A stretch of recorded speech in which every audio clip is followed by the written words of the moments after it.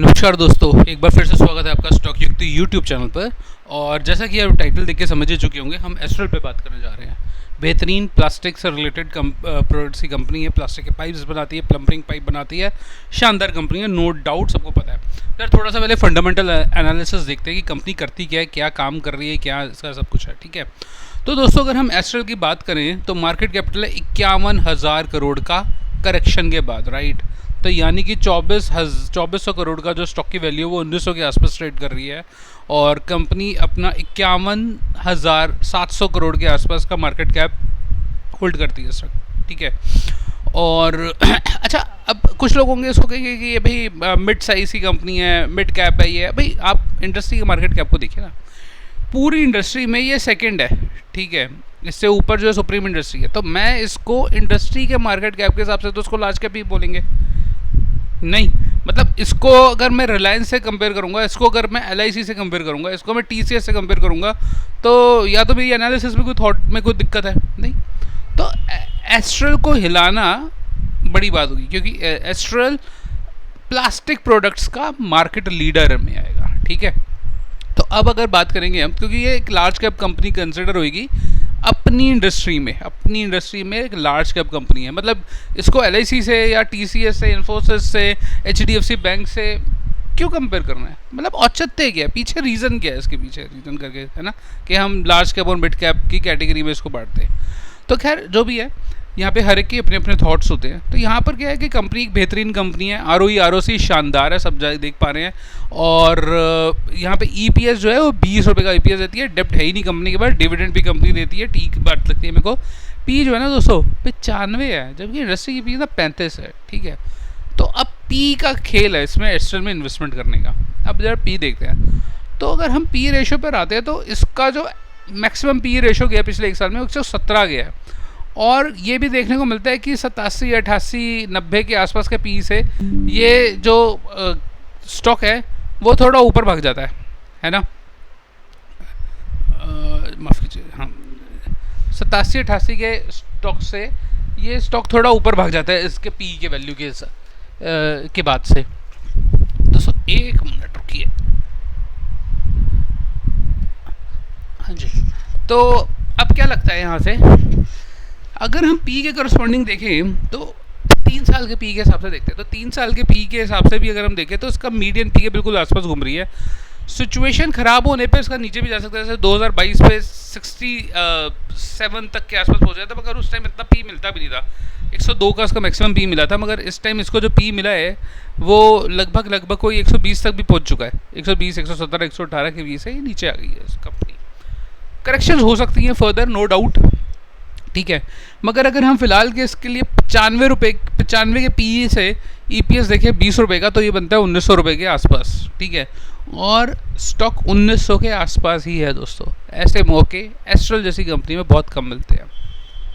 1900 रुपये की fair value, 1900 रुपये की स्टॉक की वैल्यू, मतलब आप एस्ट्रल से क्या उम्मीद रखते हैं? एक शानदार कंपनी को शानदार क्यों कह रहे हैं हम? कंपनी को शानदार हम इसलिए कह रहे हैं क्योंकि अगर हम इसकी सेल्स देखें तो 800 करोड़ की सेल्स बढ़ते बढ़ते 5600 करोड़ की हो गई। ऐसा कोई साल नहीं गया जब सेल्स नहीं बढ़ी है।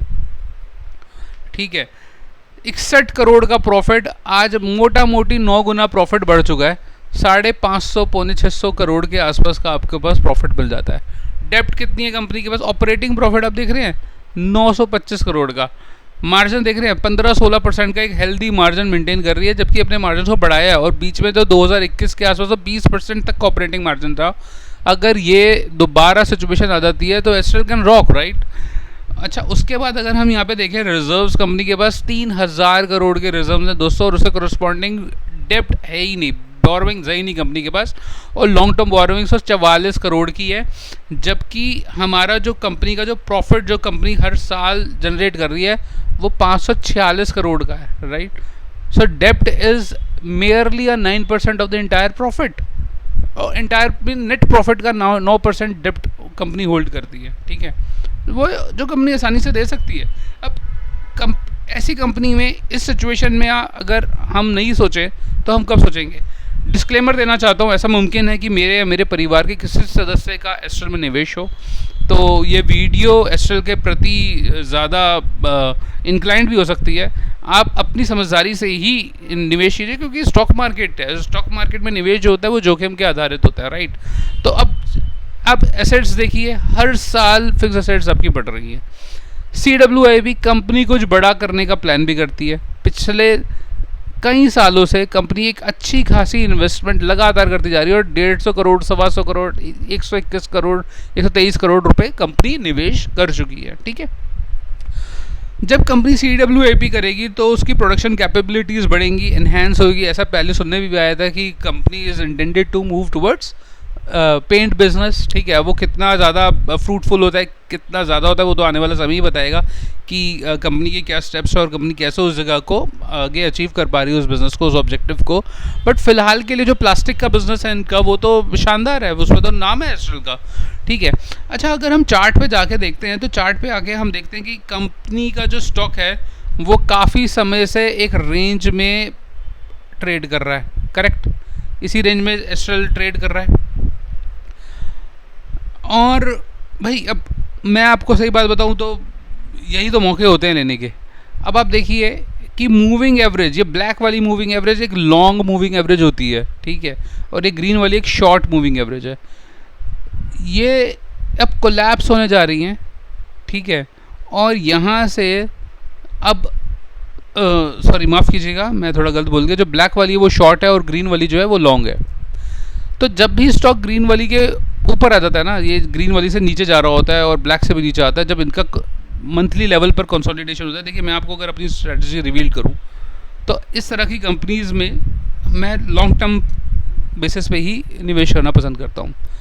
तो मंथली अगर देखा जाए तो ये जब जब ग्रीन वाली को टच करता है तो ये फेयर वैल्यू होती है, ठीक है। मगर अब कहाँ नहीं जा सकता, ऐसे मौके बहुत कम देता है, करेक्ट। ये देख रहे हैं आप, मतलब मैं इस स्ट्रेटजी के हिसाब से करूँगा अगर निवेश, तो एक तो 2020 में निवेश का मौका मिलेगा, फिर 2 साल बाद 2022, 2023 में मिला, और हो सकता है अब मिल जाए या नहीं मिल जाए, भगवान जानता है। तो we can not buy on dips, right. We don't know कि कब सिचुएशन आएगी। मगर अगर मैं इसको वीकली लेवल पे ले आऊँ तो मैं पाऊँगा कि यार ये ना मेरे को कॉन्टिन्यूसली मौके दे रहा है स्टॉक, और अब भी मेरे को एक मौका ही लग रहा है, क्योंकि ये एक जोन में ट्रेड में रह गया है पिछले अगस्त के आसपास से, 2 महीने से लगभग, है ना। ये यहीं का यहीं है स्टॉक, आप देख सकते हैं। दूसरा, अगर मैं इसको हैकेनेशी कैंडल्स लगा दूं तो मैं देखूंगा कि ये जो स्टॉक है ना मेरा, हैकेनेशी कैंडल्स है, ये बता रही हैं कि भाई अब जो स्टॉक है ना वो कंसोलिडेशन मोड पर ज़्यादा जा चुका है ना। और कंसोलिडेशन मोड के जाने के बाद ये अगर यहाँ से ऊपर निकला और इधर से अप ट्रेंड चालू हुआ तो एक लंबा अप ट्रेंड ले सकता है, ठीक है। अब लंबा लेगा, छोटा लेगा, बड़ा लेगा, मुझे नहीं पता, क्योंकि एस्ट्रल में अगर मैं होल्ड कर रहा हूँ तो मैं बेचने के उद्देश्य से होल्ड नहीं कर रहा हूँ, मैं इसको रखूँगा क्योंकि ये एक वर्थ बनाता है ये स्टॉक, ठीक है। आप देखिए कि इस जगह पर भी ऐसा हुआ, यहाँ पर, फिर यहाँ पर डोजी बनी हैकेनेशी कैंडल में, और वही सब कुछ हमें यहाँ पे रिपीट होता हुआ नज़र आ रहा है। अगर मैं सिंपल फिर दोबारा कैंडल्स पे ही ले जाऊँ, ठीक है, तो और ये वीकली चार्ट है, एक हफ्ते की एक कैंडल है। एक हफ्ते में स्टॉक वहीं का वहीं खड़ा है जहाँ से शुरुआत हुई थी, ऊपर गया, नीचे गया, यहाँ से बायर्स आए। यहाँ से बायर्स कौन है? जो खरीदना जानते हैं। अब आप देखिए, फॉर एग्जांपल ये स्टॉक है और ये स्टॉक इतनी नीचे गिरा, ठीक है, किसने यहाँ से ख़रीदा होगा भाई? यहाँ पे बेचा भी तो होगा किसी ने, और ख़रीदा भी होगा। बेचने वाले को लग रहा है मैं सही हूँ, खरीदने वाले को लग रहा है मैं सही हूँ। कौन खरीद रहा है और कौन बेच रहा है, ठीक है। अब ये जानना तो बहुत मुश्किल काम है हम जैसे आम लोगों के लिए कि कौन खरीद रहा है कौन बेच रहा है। मगर डिस्क्लेमर देना चाहता हूँ कि ख़रीदने वाले में से एक मैं भी हूँ। मैंने भी 18 सितंबर को इसमें पोजीशन बनाई है, ठीक है। तो मेरा मानना ये है कि एक एस्ट्रल जैसा एक कंपनी का स्टॉक इसी समय पे ख़रीदा जा सकता है। ऐसी ही सिचुएशंस होती हैं जब ख़रीदा जाएगा। और मेरा उद्देश्य, अगर ये मान लीजिए, अब मेरा ऐसा नहीं है थॉट कि मैं ये सोच रहा हूँ कि ये अब मैंने स्टॉक ले लिया, अब तो भाई ये 2000 से नीचे का आंकड़ा मेरे को दिखाना नहीं चाहिए। मैं अभी तैयार हूँ, क्योंकि मेरे को ऐसा लगता है दोस्तों कि अगर मैं इसको वीकली टाइम फ्रेमवर्क पे अगर दोबारा रखूँ, मुझे नहीं पता ये आएगा नहीं आएगा, राइट। अगर मैं वीकली टाइम फ्रेम में देखूँ तो मेरे को ऐसा लगता है ये जो रेंज है ना 1600 की, मेरे को ऐसा लगता है कि हो सकता है इंटरनेशनल सिचुएशन क्या बनती है और क्या नहीं बनती, इस सिचुएशन पर ये स्टॉक आ सकता है इस रेंज में 1600 से ये जो 1500 तक की रेंज है, 15 साढ़े 1500 की ये रेंज दिखा सकता है। और अगर सिचुएशन ज़्यादा ही ख़राब हो गई तो ये स्टॉक अपने इस लेवल को भी दिखा सकता है, ये लेवल को भी दिखा सकता है, ठीक है। मैं आपको कंफर्म बताता हूँ कि मेरे पैसे की अवेलेबिलिटी होनी चाहिए, मैं उधारी लेकर काम तो करूँगा नहीं। अगर मेरे पास फ़ंड हुए तो मैं इस लेवल पे भी खरीदूँगा, और अगर फ़ंड हुए तो मैं इस लेवल पे भी खरीदूँगा, मैं उसको ऐड करूँगा इस स्टॉक को, ठीक है। ये मेरी अपनी सोच है, ये मेरी अपनी थॉट है, हो सकता है मैं गलत हूँ। एक स्टॉक्स मैंने इसमें कुछ इधर ऐड करे हैं और थोड़े बहुत स्टॉक्स मैं उसके बाद भी ऐड कर सकता हूँ, ठीक है। तो ये मेरे कुछ लेवल्स से, ये एस्ट्रल के प्रति मेरी एक राय है। हो सकता है मैं गलत हूँ। अगर आप दोस्तों वीडियो को यहाँ तक देख चुके हैं तो हमारी वीडियो को लाइक कीजिए, हमारे चैनल को सब्सक्राइब कीजिए दोस्तों, क्योंकि इस तरह का कंटेंट हम बार बार लाते रहते हैं। और वीडियो को अंत तक देखने के लिए दोस्तों बहुत बहुत धन्यवाद।